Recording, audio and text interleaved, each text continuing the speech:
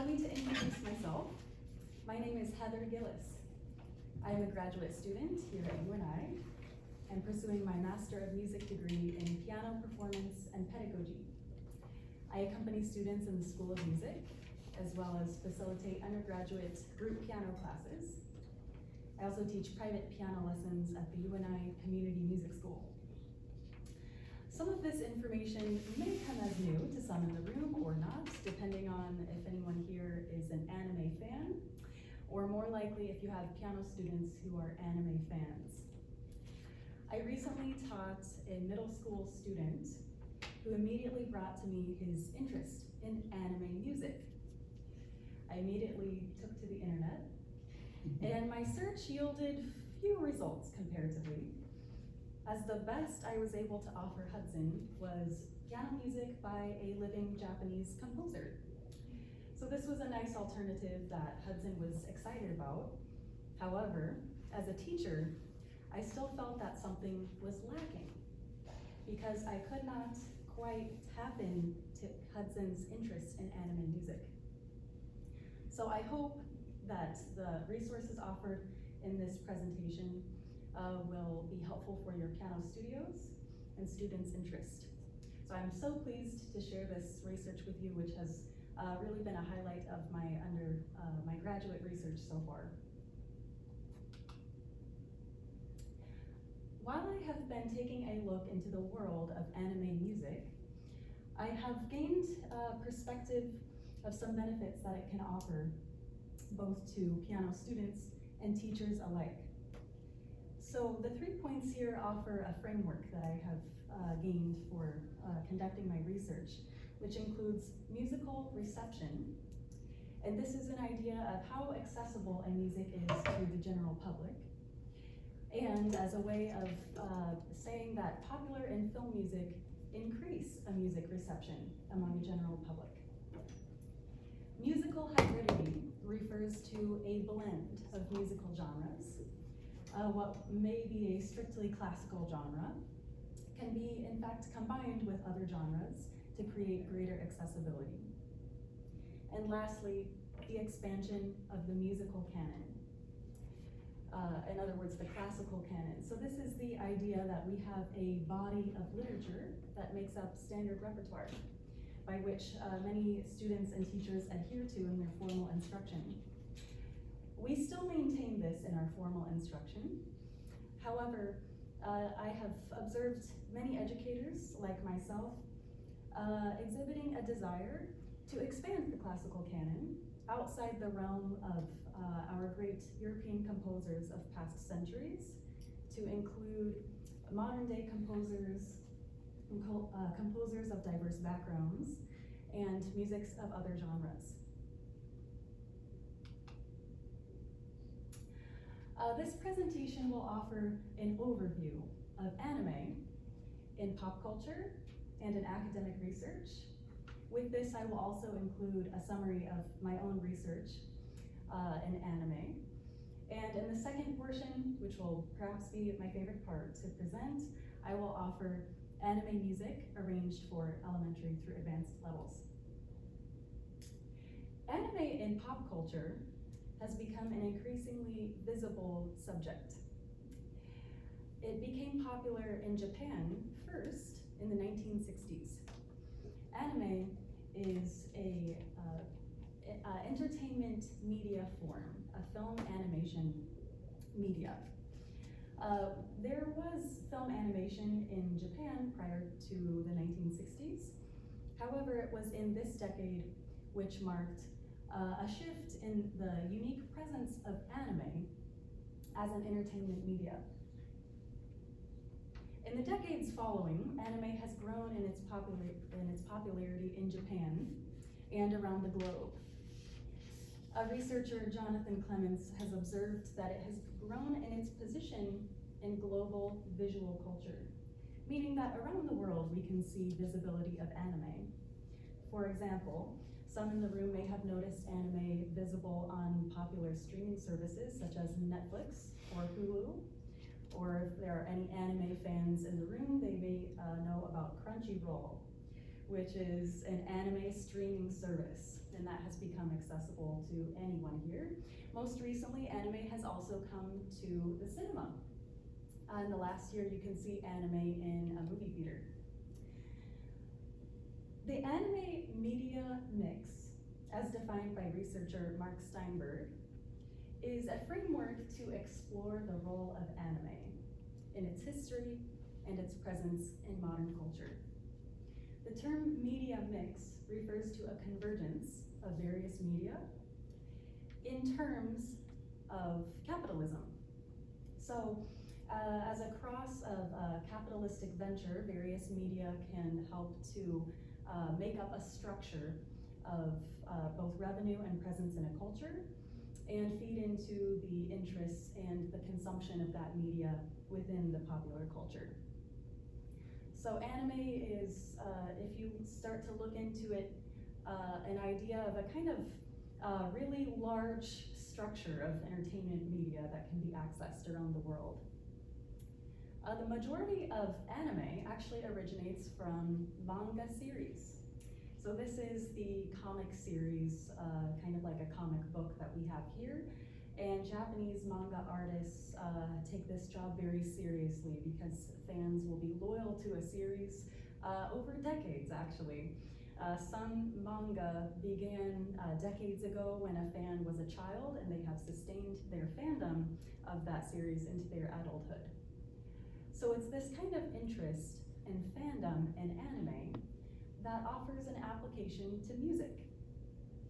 Anime fans, in addition to fans of many different media and films, sustain an interest that goes deep into the imagination and world of the character. As we apply this to piano and to music, we see that it can offer a good platform to tap into this imagination that piano teachers and music teachers alike are constantly trying to get our students to tap into. I enjoy this quote from author Jonathan Clements when he says that anime is a liminal drama that transports youthful protagonists to new world. So this idea of a character world is something we'll return to throughout the presentation. I will give a slightly more comprehensive introduction to composer Joe Hisaishi later in the presentation. However, good morning. I would like to offer a glimpse into anime as presented on the classical stage. This is not necessarily a new idea. In fact, this clip came from 2008. This was a 25-year anniversary concert of composer Joe Hisaishi's work with film producer Miyazaki in collaboration for Studio Ghibli, which is a very famous film production studio in Japan. This concert features a title from well-known Studio Ghibli film, Kiki's Delivery Service. This title is A Town with an Ocean View.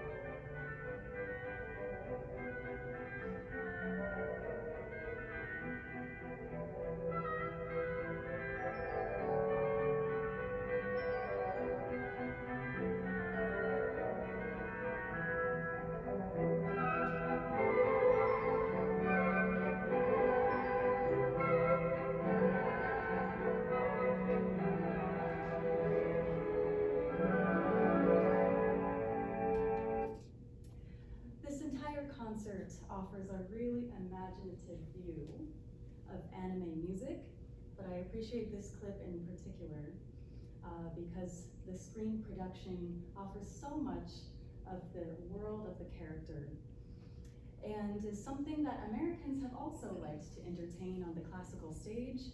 Perhaps someone has observed a concert of a symphony orchestra with a film playing in the backdrop, such as Star Wars or Harry Potter. And I think this idea serves as a way that Americans can incorporate anime music into their classical performance, similar to how this was done in a previous decade in Japan. I think that this music is easily transferable to the classical stage, and in a way that I would hope to see incorporated in the individual recital setting as well.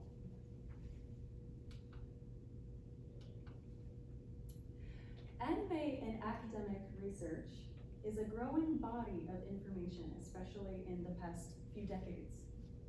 Author Mark Steinberg, who is an important figure in this academic research, summarized that the study of anime itself has become an exciting international field of research, encouraging interdisciplinary approaches that draw on film studies, media studies, cultural studies, science and technology studies, animation studies, and anthropology. So this is an example of what can be described as the media mix, a convergence of various media across various disciplines of study. Throughout the United States and the UK, as well as Japan, academic research published with either anime or manga in the title has increased in number. And in fact, in the United States and in the UK, we have seen the highest number of those titles published. So though we do not see a very great presence of the study of anime music yet, I think that anime in academic research already has a presence, and I hope to see its application to music grow. So my research that I've conducted so far is just a little bit of an introduction into that, and hopefully one to which others will contribute as well. My research has taken the form of the history of the piano arrangement. This is the piano transcription. Transcription as a musical process has actually spanned multiple centuries. Composers such as J.S. Bach and before used the process of transcription, and composers in following centuries have followed. Transcription is the process of notating a music that was already composed. It may be transferred to another instrument, or it may be adapted slightly, but the point is that the original melody or harmonic character was retained in the new notation. An important figure in the history of the piano transcription is famous piano composer Franz Liszt of the 19th century. Pianists in the room hardly need an introduction to Franz Liszt. However, the term Listomania may or may not be new to some. Listomania is a term coined by researcher Heinrich Heine. It refers to the idea of fan-crazed audience which would attend Liszt's concert tours in the 19th century. Liszt was known as a rock star of piano, and he offered concerts that drew in large crowds and made a popular music genre accessible to many more people than was previously possible. Listomania is an idea which I transfer to the modern day consumption and reaction to fans of anime music. So this rise of popular music is attributed to Franz Liszt. Popular music in Liszt time was, of course, not your top 40 radio pop music. It was, in fact, the opera. The way that people could experience popular music was, of course, going to the opera house or to the symphony concert hall. So if a citizen was maybe middle class or above, they could access this music in one of those two ways. After the performance was over, there of course was no way to re-experience the music at home, even though this was the popular music that was heightened in its reputation and culture at the time. Many composers, before Liszt and after, used the process of transcribing a popular music. However, it was Liszt's way of doing this, which one researcher has noted, captured the dramaturgical essence of the opera. So Liszt did this in a way that captured the audience attention and made them increase their awareness and reception of a popular music. I love this quote, which I have uncovered from Franz Liszt, which explains his thoughts about the role of transcription in music and his desire to make it into a beautiful genre. Liszt said, "I will be satisfied if I stand on the level of the intelligent engraver or the conscientious translator who grasps the spirit of a work and thus contributes to our insight into the great masters, into our sense of the beautiful." Liszt seemed to believe that there was some inherent value in looking into the music of previous composers, to access its beauty, and to present it in a new way. I love the idea of an engraver or a translator to offer this music in a way that people are receptive to. There is an artist called Animans who I liken to Franz Liszt in a way that they are able to transcribe a music and make it fresh and accessible. So Listomania is an idea that I transfer to a modern day application of anime music, and we'll return to it later. As the presence of piano transcriptions appeared in popular culture, the general public was able to access these famous titles that were coming from the opera or the symphony concert hall. At the time, this was the primary means of the dissemination of music scores.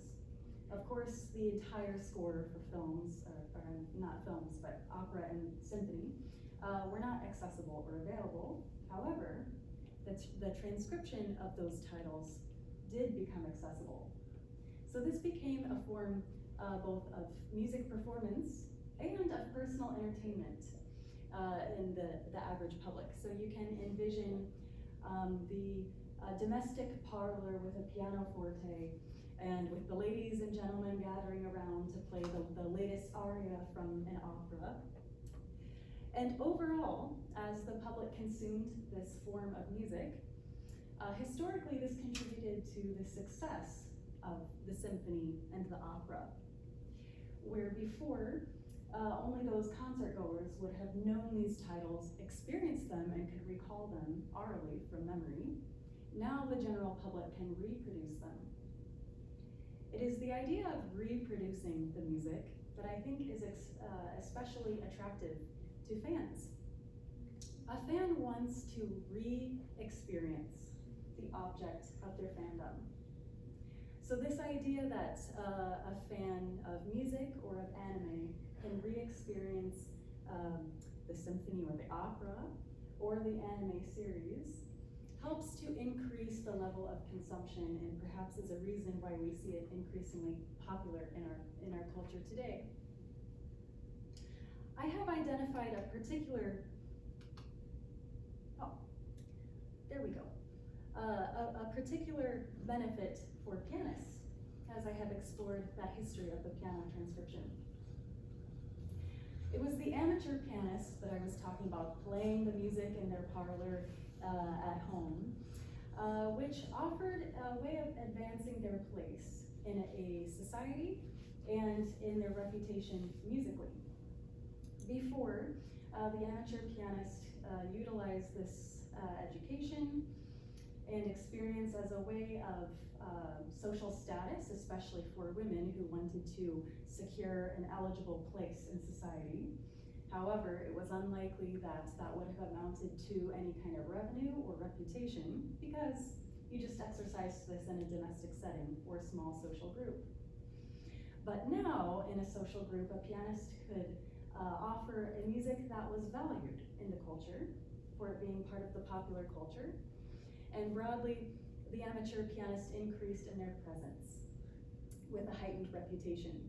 So of course, this interest in accessing this music also increased a music literacy as more became interested in those musics from the opera house and the symphony concert hall. This is an image from the University of Kent that pictures what this popular music experience looked like in the 19th century, compared with a popular music in the 21st century. This is a famous YouTuber with a gold plaque signifying 1 million YouTube subscribers. So that's kind of a big deal in our culture because YouTube is a primary source of music consumption, both in education and in pop culture alike. This YouTuber is called Ruru's Piano and is fairly well known in the anime piano world because this YouTuber does cosplay while they perform anime piano music. Cosplay is dressing up like the anime character, and some fans will go to events called Comic-Cons, where they will join with many other anime fans in cosplay. So this YouTuber combines those objects of fandom, both with the music and the cosplay. It offers a little bit of a look into that insight of the character world. She's always in cosplay of those characters that are really famous from the anime.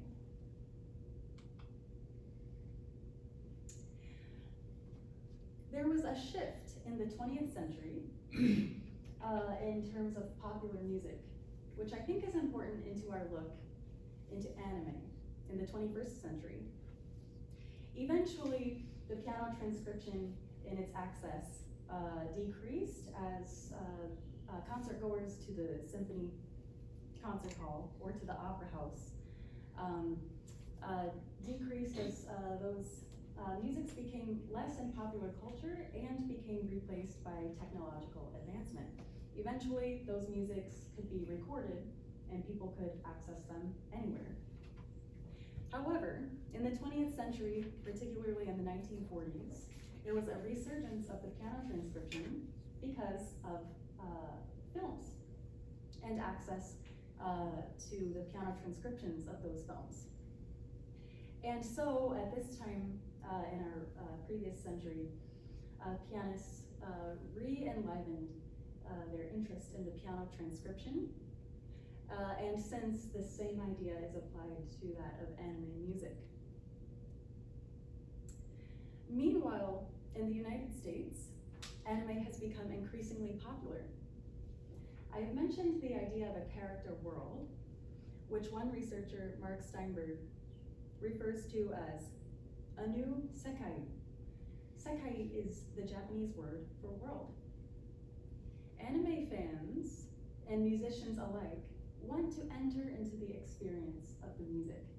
They want to embody it, and they want to offer it as a way of people to experience it along with them. The idea that each time we access a music, or an episode or manga series of anime, we get a little bit closer to the object of fandom as a way of building up the character world around us so that we can really live inside it. That's basically what a fan of anything does. Researcher Steinberg refers to this as the grand narrative of totality.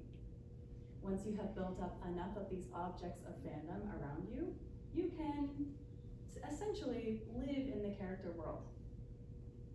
So as we can offer this music of anime to our piano students, I think that's a great way of encouraging them to experience music imaginatively and perform with artistry. And at this point in the presentation, I want to turn to the music of anime arranged for elementary and advanced piano levels. So I will offer some recordings of myself playing anime for elementary piano. And I will also introduce my favorite artist of anime music for advanced levels of piano. Joe Hisaishi was the name that was introduced in the clip previously in the presentation. He is the composer of over 100 films and well known in Japan and around the world as a beloved composer for Studio Ghibli films. Studio Ghibli is a well-known film production studio in Japan and has produced titles that many Americans may recognize as well. He's a Japanese composer, pianist and musical director, and the recipient of the Japan Academy Prize for Outstanding Achievement in Music. So his place in the culture can be likened to that of John Williams in the United States, the composer of Star Wars, for example. So someone who is revered and loved not only for the beauty of the music, but the association with that film that people love as well. Recently, as was featured in the American Music Teacher in October of 2021, some beautiful new publications were introduced, and these are titles from Studio Ghibli, arranged for elementary level piano. I was so excited to uncover these because it came at a timely moment in my research where I was hoping that somebody should arrange for elementary piano, and if they don't, then I will. And in fact, I still would like to do this. But here was the first instance that I had seen represented in my own field of pedagogy. Now, of course, there are other publications in the Japanese where you can play anime titles for elementary piano, but they are less accessible, both for the language barrier and for the actual purchase of those materials. And these also are really well done, high quality, and I have both of these titles with me today if you want to explore them. I definitely recommend for a high level of arrangement for elementary piano students. I will offer two titles from the books, which I find particularly apt for their relevance and familiarity to piano students, as well as to their fine arrangement. This is the same title which you have heard played by a 1,600-person orchestra earlier, A Town with an Ocean View, and you will hear me play it on solo piano. Hopefully it will not pale in comparison, it will. But it's a title that some may recognize from Kiki's Delivery Service. Originally composed by Joe Hisaishi, arranged by Chihiro Todoroki. This is A Town with an Ocean View.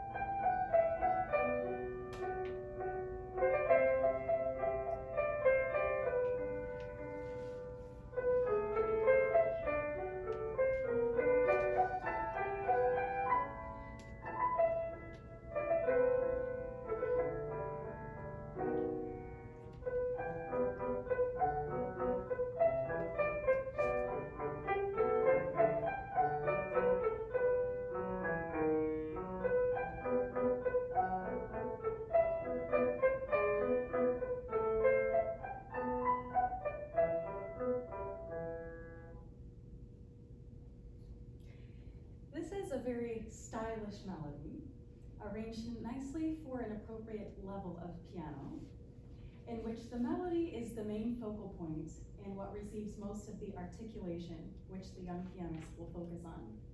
Staccatos and slurs offer a recalling of the original, played by a symphony orchestra. Meanwhile, the accompaniment in the left hand is quite simple with a broken chord in a waltz-style tempo.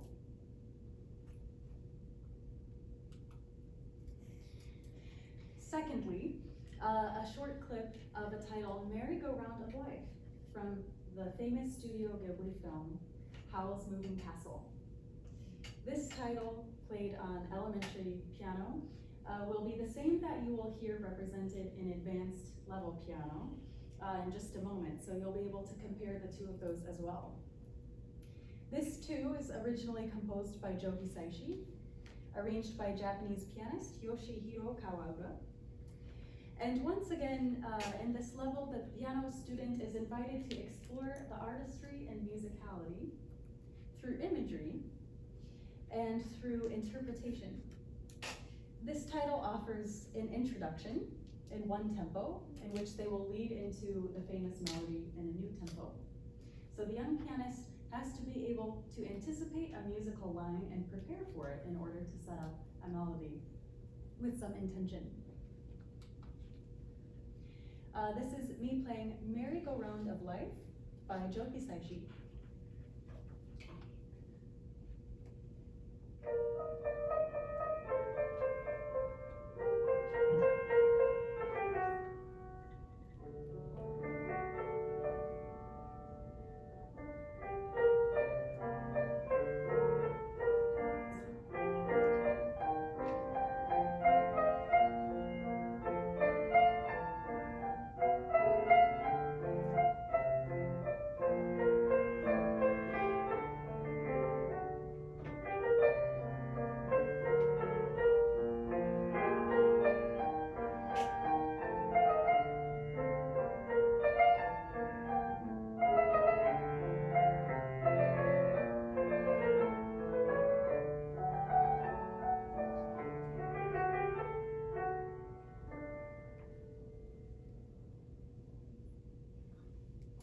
So these are some of my favorite titles from the Studio Ghibli publications.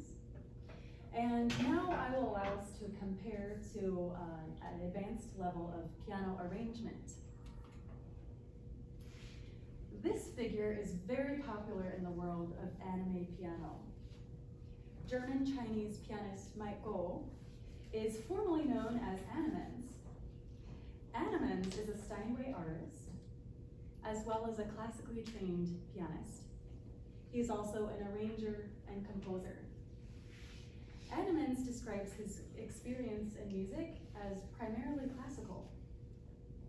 It is the great composers of past centuries which have influenced his compositional techniques the most, attributing mainly Franz Liszt, Chopin, and Rachmaninoff. His international concert touring has garnered a wide fan base across the world, and it is these in-person events as well as an increasing presence on the internet, which have propped him up as a revered figure of anime piano music. It is especially Animen's YouTube channel that he is recognized by, with nearly 2 million subscribers, and with a growing access of Animen's piano sheets on a music purchase platform.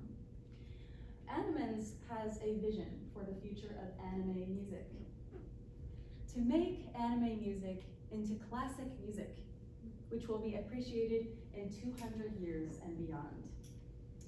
I agree with this sentiment because of the deepness of appreciation which anime fans have for the entertainment media and as a form of art.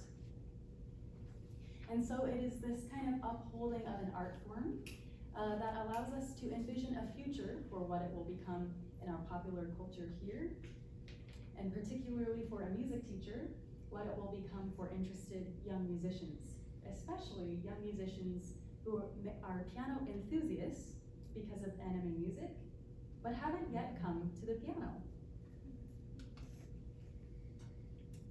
Animens arranges many titles from anime series. And recently, since he does this full-time from his studio in Japan, arranging anime titles, transcribing them, offering them on a virtual music purchasing platform. This is one recent one from the last year. It is the same title arranged for elementary piano, which you have just heard. So you will be able to compare. This is quite advanced level of piano. I have worked on a couple of titles of Animen's piano sheets, and I vouch for their level of advancement and technical facility required. The first time I heard Animen's, I thought, it's a little bit like a Beethoven sonata compositionally, and I expect that it would take the same level of attention in the practice room. I was right about my suspicion. I have not played Merry-Go-Round of Life before, but I think it's a fantastic glimpse into the Animens piano world.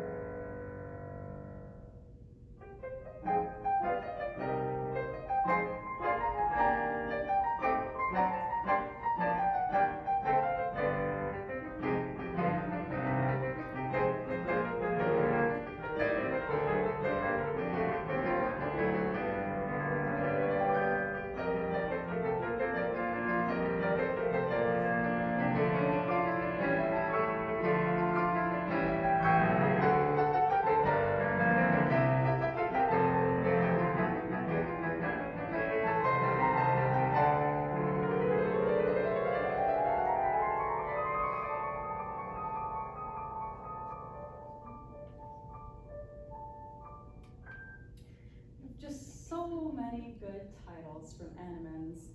I subscribe to his YouTube channel, always get notifications when he uploads a new video. I love to study to it, in fact, but even the video production makes it attractive to just consume visually. He has a really high quality camera and really offers the best of anime piano. His fan base, especially on the internet, are avid fans of piano, and I think becoming greater in their interest in piano. In fact, I had one adult piano student come to me last year who was interested in playing film music. This is what brought him to piano lessons. So this idea that an enthusiasm for anime, and specifically the music transferred to the piano, can bring a lot of new people into the realm of piano education. I love this idea.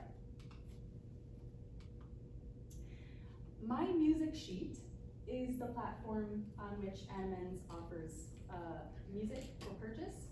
He chose this platform because it offers gratuities to original composers. Because of course, he's always arranging the music from others who have originally composed that for the anime series.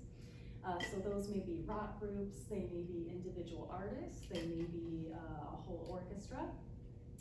And this is also a really accessible way to get music, especially for a younger generation, myself included. I most often purchase music on the internet. And I find that parents of piano students are really apt for this method of music purchase as well. Of course, sometimes they go to the music store, but this really, in the day of Amazon, is the best way to get music. So as you can see, it's quite accessible. The URL is listed in the handout for any who may have some high school students in particular who would like to play some film and anime music. My research has included a more detailed approach to advanced level arrangements of anime music. I have mentioned Animen's description of his musical influence, which include Liszt, as well as Chopin and Rachmaninoff. So I took some time to compare compositional elements from the original composers and Animens. So on the top is an excerpt from Animen's famous arrangement called Unravel. On the bottom is an excerpt from Liszt's famous etude La Campanella. In many instances, Liszt used the technique shown here, but of course I chose La Campanella because everybody loves that etude, maybe a little too much in fact. So this technique is a repeated note figure played by two hands in the same octave. So you observe a double treble clef, which requires the hands to overlap, and produce a triplet-like figure rapidly, which is to create a lot of rhythmic energy over what would otherwise be a really basic harmonic progression. Liszt used this technique many times, as represented here in the fast repeated note figure. So it's a very sensational compositional technique. Next is a short comparison of Animens compared with famous composer Sergei Rachmaninoff. On the top, once again, Animen's arrangement Unravel. And on the bottom, Rachmaninoff's prelude in C sharp minor. This technique can be described as rhythmic diminution, which is a rhythmical hierarchy of short values to long values. So on the top staff of Animens, as well as Rachmaninoff, the right hand plays the quickest note value, the 16th. In the middle, to be played by left hand, middle keyboard range, is 8th note or dotted 8th note, and finally longest note value in the plunging bass line of the keyboard area. Lastly, Animen's melodic style of composition compared with Chopin and his etude in G flat major. So this is the black key etude that may be well known among some. This is a melodic line to be played with the top of the right hand over a rhythmic figure in the bottom of the right hand. So pianists may understand that this is a difficult technique to bring out a moving melody in the top while maintaining rhythmic motion in the bottom of the right hand. So in the high register, the melodic line from Unravel on the top, and on the bottom, the melodic line as represented in the etude in G flat major. So I offer these examples as a way of communicating to teachers that this is music that can be used as a viable educational tool, something that can offer the same kinds of techniques that a student will gain in a Beethoven sonata, applied in music that is already of interest and can help to excite imagination and interest in piano performance. So to conclude a more broad application of this anime music to piano teaching and performance, I have gained some insight into these benefits, which I believe can be offered to students and teachers alike. So as a way of greater accessibility and more people coming to piano education, we may see an increase in revenue for music publishers, for independent artists, such as Animens, who are creating these arrangements, and for independent teachers. What I hope is that people will have a greater exposure to piano and interest in learning it in a formal setting as they have this interest upon which they want to build. Overall, more fans, as I have observed on the internet, have gained an awareness of music as it's represented in the music scores. Animens, in part, published his piano sheets, not only for pianists who can actually play them. Comparatively, that may be a small number of his fan base, the pianists who can actually play his music scores. But many are piano enthusiasts. And so generally, they want to access these scores simply because they're curious. They love the show of the piano performance in the video, and they want to see what the musical language is like. And finally, as a point which I think interests many music educators of today, an effort to diversify our pedagogical repertoire. I think piano teachers want to see a greater presence of alternative music. I think piano teachers also want a popular and film music genre that is great for teaching, accessible for teaching rhythm, and is also interesting to the students. I think one barrier to popular music for elementary piano is that it's quite rhythmically challenging. And so teachers may shy away from other genres. However, some publications which have already become available to us now are arranged really nicely and accessibly for that level of piano playing. I hope that some points offered in this discussion have recalled some experiences with piano students or with others in your experience who have enjoyed anime music. Maybe you have some anime fans in your lives. Good morning. And I hope to invite some questions on anything that has been presented today in terms of anime music, anime piano arrangements, or perhaps I may be able to comment on questions about anime itself. So these are some questions which I have had myself throughout my research. How could we as teachers incorporate anime music into our repertoire in an informal or formal manner? And particularly for the IMTA members, questions on certain criteria by which we judge appropriateness for incorporation into the IMTA syllabus. So we have a few moments if anyone has questions or comments. I would just like to comment, actually. I really wanted to learn, and I really have. Great. Because it was a totally new idea to me when we sat at dinner last night and talked about this. But it really does, you know, what you said about the 20th century is so true, because that's actually arrangements of things that I liked hearing on stage, like musicals. I had, you know, that just helped me learn to play. Really, I would just enjoy doing that, and so I'm really struck by this, because it is exactly the same. You're so right about how that encourages you to keep playing. You know, like A Star Is Born, that, you know, or even like going way back, you guys, My Fair Lady, you know, things like that. I would get the books and play through the whole, you know, the whole musical that I had heard the night before in live, you know, and it just really did help. It helps increase your desire to keep playing, because you're really enjoying putting yourself in the moment. I thought that was excellent. Great. Thank I love to hear that story. I can relate to that as well. Yeah. Yes, absolutely. Thank you for that. Any other questions or comments?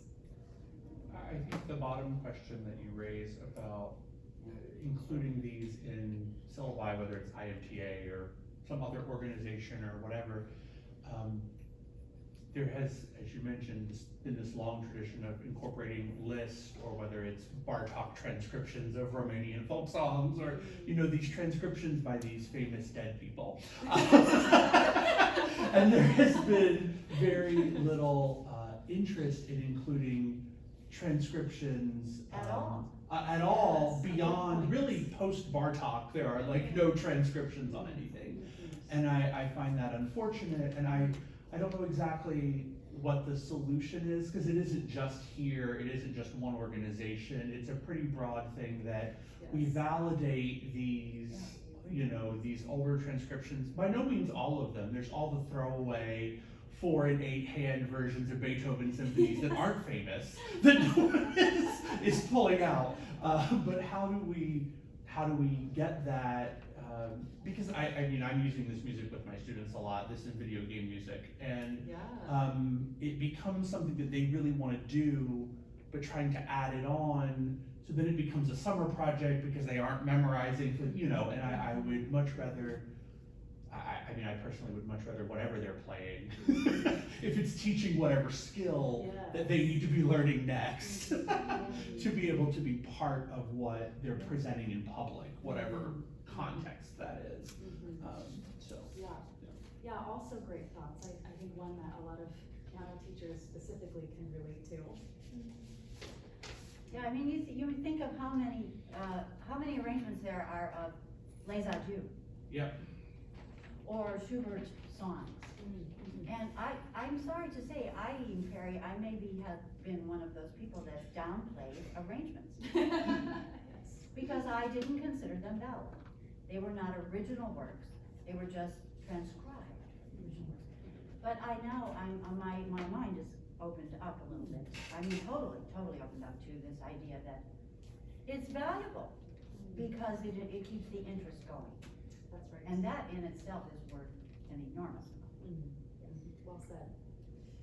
If there are no other questions or comments, we may break before our next session, which begins at 9. It's been a pleasure to present at the state conference, so thank you all for your attendance.